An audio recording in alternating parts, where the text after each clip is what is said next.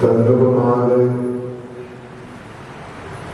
राक्षस ने जैसे सब संतोष करके आ गया तो उसको फिसली जिसको सफलता प्राप्त हुई उसका पूर्व संस्कार करने हैं और अब राजगिरी में राजा शरण्य के अपने मंत्री प्रसद के बीच में अपनी कन्या गुणवती की विवाह की बात करता है। जो वचन दिया गया है उस सबको पालन करना है। कन्या का पिता राजा शरण्य के, कन्या का भाई अभय कुमार, सब लोग अब एक शुभ मुहूर्त में जैसा कि ज्योतिषी ने बताया और कुंडली का प्लान भी किया गया। धन कुमार से पूछा, आखिर बताओ आपका जन्म कहाँ हुआ था, आपके माता पिता का क्या नाम है, आपकी जाति क्या है, आपका गोत्र क्या है। और कुंडली तैयार करके मिलाई गई और गुणवती और धन कुमार की कुंडली में पूरे 36 गुण मिल गए। और फिर क्या था, वह धूमधाम से वह गुणवती कन्या का विवाह धन कुमार के साथ किया गया। और गुणवती कन्या अकेली नहीं थी, उसकी और भी छोटी बहनें संख्या में 15 थीं। इसी गुणवती आदि 16 कन्याओं का विवाह धन कुमार के साथ किया गया। और जैसा कि कहा गया था, जो राक्षस महल में खजाना लेकर के सकुशल लौट आएगा उसको आधा राज दिया जाएगा। और आधा राज तो दिया ही गया, किंतु साथ में और भी अनेक प्रकार के बहुमूल्य वस्त्रों को, आभूषणों को भी दिया गया। और फिर क्या था, राजकुमार अभय कुमार जो थे उनके बेनोई साहब धन कुमार बन गए और पुरानी बातों को भूल गए और उनका नया रिश्ता जो हुआ उसको लेकर के संतुष्ट हुए।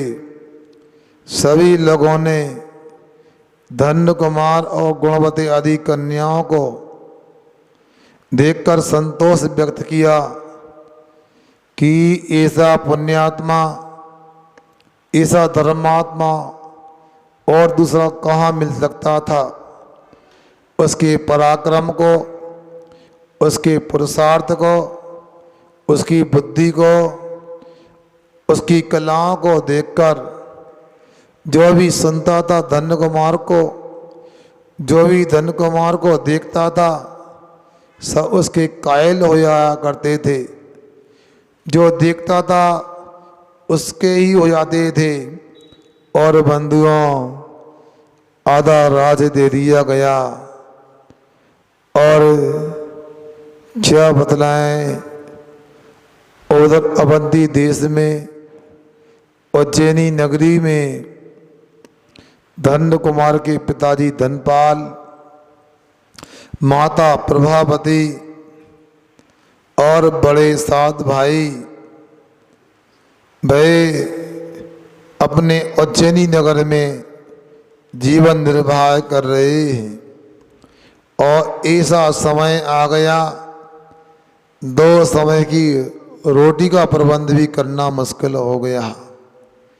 क्या करें, सबका अपना अपना पुण्य होता है और पुण्यात्मा के निमित्त से हीन पुण्य वालों का भी पुण्य कर्म का तीव्र उदय हो जाता है। जब तक धन कुमार रहा, माता पिता भी संपन्न रहे, भाइयों के व्यापार भी अपने आप से तरक्की को प्राप्त करते गए। मगर जब से धन कुमार आया, उल्टी गिनती प्रारंभ हो गई और दरिद्रता बढ़ती जा रही है। आखिर क्या करें? कभी कभी धन कुमार को याद करके माता पिता दो आंसू बहा लिया करते थे, मगर करें तो क्या करें? अपना दुखड़ा किसके सामने रोएं? और सातों भाइयों को भी पछतावा हो रहा है। हमने धन कुमार को इस प्रकार मार करके ठीक नहीं किया, और उन भाइयों ने तो ये समझ ही लिया था धन कुमार इस दुनिया में नहीं बचा, उसका तो मरण हो चुका है। और बुभुक्षु किम न करोति, भूखा व्यक्ति क्या नहीं करता है। 7 समंदर पार भी जाना पड़ता है, रोटी की जुगत में जाता है, मजदूरी भी करता है, लोगों की दास्ता स्वीकार करता है। और अंत में वह धनपाल ने, प्रभावती ने एक ही फैसला किया, अब इस नगर को छोड़कर जाना चाहिए, क्योंकि इसे कब तक चलेगा? इसे भूखे रहने से भी बात बनने वाली नहीं। और बंधुओं और सबने निश्चय कर लिया, अपना भांजा साली भद्र राजगिरी नगरी में निवास करता है। उसके यहाँ चल करके उसके सहयोग से राजगिरी नगरी में कोई मजदूरी मिल जाए, कोई काम मिल जाए, उसे ही जीवन की गुजर बसर करेंगे, क्योंकि और कुछ लगता नहीं। छोटे मोटे गांव में, नगर में तो कोई ठिकाना नहीं। उस समय की राजगिरी नगरी बहुत संपन्न नगरी थी, जिसे आज आप लोग मुंबई को याद करते हैं, और उस समय में राजगिरी को याद करते थे। वहाँ का राजा भी बड़ा उदार था। वह सैनिक राजा किसी को भी भूखा नहीं सोने देता था, कोई अभावग्रस्त नहीं था, सबकी बात ध्यान रखते थे। और बंधुओं, चलते चलते वह धनपाल, प्रभावती और उनके 7 पुत्र, हालत दरिद्रता की थी, उसी हालत में राजगिरी पहुंच जाते हैं। और जहाँ सम्राट धन कुमार का निवास स्थान था, महल था, वहीं पर लोगों से पूछते हैं, साली भद्र सेठ का घर कौन सा है? आज के समय में तो मोबाइल आदि होते हैं, आप लोग तो रवाना होने के पहले सब प्रबंध करवा लेते हैं, हम कौन सी गाड़ी से आने वाले हैं और आपको कौन से प्लेटफार्म पे लेने पहुंचना है। उस समय कहाँ प्लेटफार्म, कहाँ ट्रेन और कहाँ गाड़ी और कहाँ मोबाइल, कुछ नहीं था बंधुओं। और जैसे ही धनपाल जी ने साली भद्र का घर का पता पूछा और धन कुमार के कानों में वो शब्द पहुंच गए, ये आवाज तो मेरे पिताजी की लगती है। सोचता है कहाँ अवंती देश उज्जैनी नगरी और कहाँ ये मगध देश और राजगिरी, कहीं ऐसा तो नहीं मैं सपने देख रहा हूं?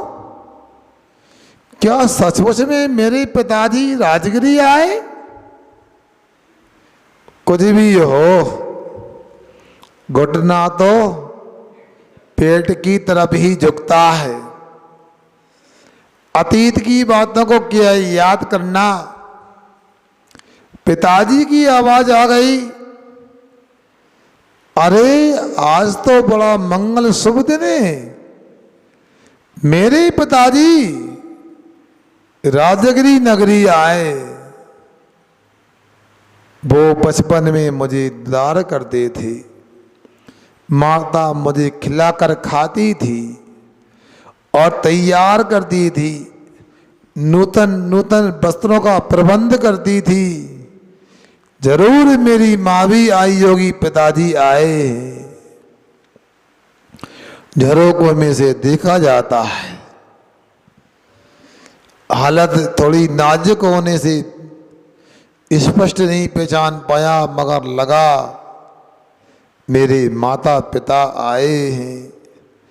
उनके साथ और कुछ युवक भी हैं और झरोके में से गिनती की, 1 2 3 4 5 6 7, पूरे 7 पुत्र दिखाई दिए। और सैनिकों से कहा, पता लगाओ ये कौन है, कहाँ से आए हैं।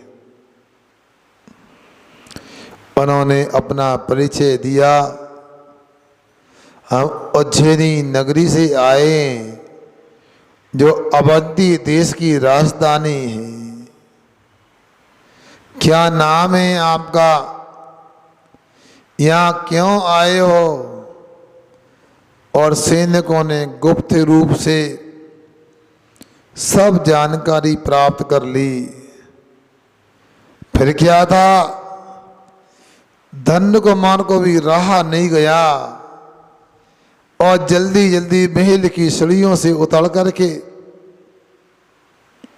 अपनी धर्म पत्नियों को साथ लेकर के, अब धर्म पत्नी क्यों कहें, जब राजा बन गया और दहेज में आधा राज्य मिल गया, तो अब धन्य कुमार नहीं, अब तो सम्राट धन्य कुमार हो गए। अपनी रानियों को लेकर कहा कि सुनो, सुनती हो, मेरे माता पिता आए, सुनो, मेरे एक नहीं 7 अग्रज आए। वो भी कहते हैं, सोचती हैं कि वाह बहुत अच्छा दिन है, हम लोगों को तो खाली पंसा लगता था, क्योंकि बुजुर्गों का हाथ नहीं हो तो घर की शोभा नहीं होती है। युवा कितने भी हों, उनमें जोश तो हो सकता है, होश तो बुजुर्गों के पास ही होता है। आज बात बदल गई। उस समय माता पिता का, सास ससुर का घर में एक अलग स्थान हुआ करता था, और बंधुओं सब लोग राजा धन्य कुमार के साथ में और पूरी रानियां, सैनिक के मंत्रीगण और जाते, और माता पिता की नजर धन्य कुमार की तरफ पड़ती है। साधो भाई देखते लगता है वो जमीन खिसक गई हो नीचे की, ऐसा लगता। ये कहां से आ गया, ये तो मर चुका था ना। आपस में सोचते क्या, इसको तो हमने नहर में पटका था ना, ऊपर से पत्थर भी फेंके थे। हम तो बरसों से यही सोच रहे थे कि मर गया धन्य कुमार। ओ, ये तो कोई राजा महाराजा सा प्रतीत होता है। इसकी तो शक्ल सूरत बदल गई, और अकेला नहीं, इतने लोगों के साथ में। ये आखिर कौन है। सिर नीचा हो गया शर्म के मारे। हम धन्य कुमार को क्या मुंह दिखाएं, हमने तो इसकी हत्या कर दी थी, इसको तो मार दिया था और ये अभी जीवित है। जरूर ये पुण्य आत्मा है। हम तो सोचते थे कि हमारे माता पिता पक्षपाती हैं, छोटे भाई को लाड़ दुलार करते हैं, पर अब समझ में आ रहा है इसका पुण्य का उदय रहा है। तो अब तो लगता है और संपन्न हो गया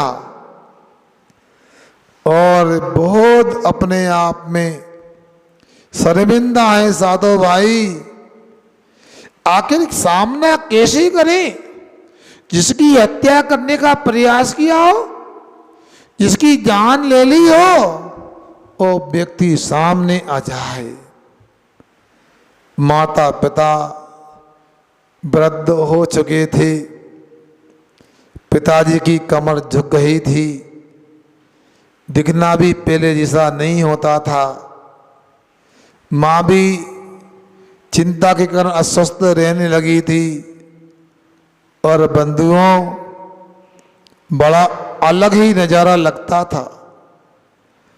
और क्या करें, मैं राजा बन गया तो क्या हुआ, मैं अपने माता पिता से बड़ा नहीं हो सकता हूँ। इंसान कितनी भी तरक्की कर ले, अपनी सफलता की कितनी भी ऊंचाइयों को प्राप्त कर ले, माता पिता का ऋण तो चुकाया नहीं जा सकता है।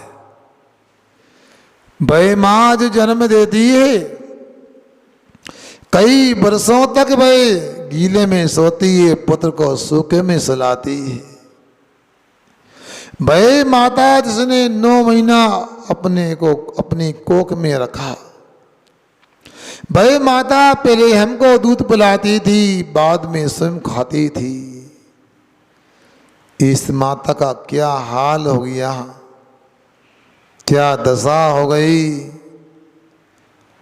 धन्य कुमार को भी बड़ा अलग लग रहा दृश्य को देख करके, और माता पिता की आंखों में भी आंसू छलक आए, और धन्य कुमार को भी माता पिता को देखे हर्ष की अनुभूति हो रही है। मगर माता पिता की दशा को देखकर दुख भी हो रहा है। मेरे रहते हुए मेरे माता पिता का ये हाल, और जाकर के माता पिता के पैरों में गिर जाता है और अपनी आंखों के आंसुओं से अपने माता पिता के पैरों का प्रक्षालन करता है। और हजारों लोग उस दृश्य को देखते हैं। जरूर धन्य कुमार की तरह इसके माता पिता भी बहुत महान हैं, संस्कारवान हैं, कितने शांत दिखाई दे रहे हैं। धन्य कुमार की जो सज्जनता है, हमारे राजा की सज्जनता है, वैसी माता पिता के चेहरे पर, माथे पर दिखाई दे रही है। नीति में बुंदेलखंडी में कहा जाता है, जाके जैसे नदिया नारे बाके बेसे भरका, जाके जैसे बाप मतारी बाके बेसे लड़का। जैसे माता पिता होते हैं वैसी संतान होती है, जैसे नदी नाले होते हैं वैसे ही उसको भरने वाले गड्ढे होते हैं। और धन्य कुमार उन माता पिताओं से मिलता है, गला रुंध जाता, बोल नहीं पाता है।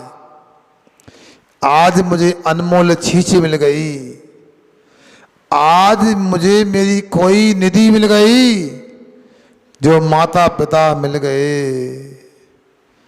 और भाइयों की ओर बढ़ता है, भाई पीछे हटने लगते, डर लगता है, पता नहीं ये राजा बन गए और हम कंगाल हो गए।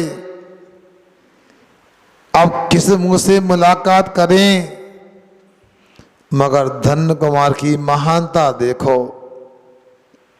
बीती ताई बिसार दो, आगे की सुध लियो, विष का प्याला छोड़कर आत्म अमृत सेओ। धन्य कुमार तो सब बातों को भूल गया, उसको कोई बात याद नहीं रही मेरे भाइयों ने कैसा व्यवहार किया था। मेरे भाइयों ने मुझे मौत के लिए नहर में धक्का दिया था, सब भूल गया। क्षमा वीर से भूषणम, क्षमा ही वीरों का आभूषण होता है। क्षमा ही वीरों की पहचान होती है। हम लोग तो 10 लक्षण पर्व आते हैं और पहले दिन ही क्षमा धर्म की पूजन कर लेते हैं। थोड़े से चावल चढ़ाते हैं, बोल देते हैं, बस क्षमा धर्म हो जाता है।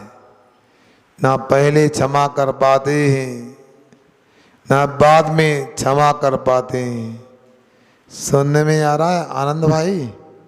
सोचो, धन्य कुमार जिसको भाइयों ने षड्यंत्र रच करके नहर में पटकाओ, पत्थरों से उसको ढक कर के और पत्थरों से उसको ऊपर फेंक करके मारने का प्रयास किया हो, मगर धन्य कुमार को लगता है इन्होंने कुछ नहीं किया, ये सब मेरे पाप कर्म का विपाक था।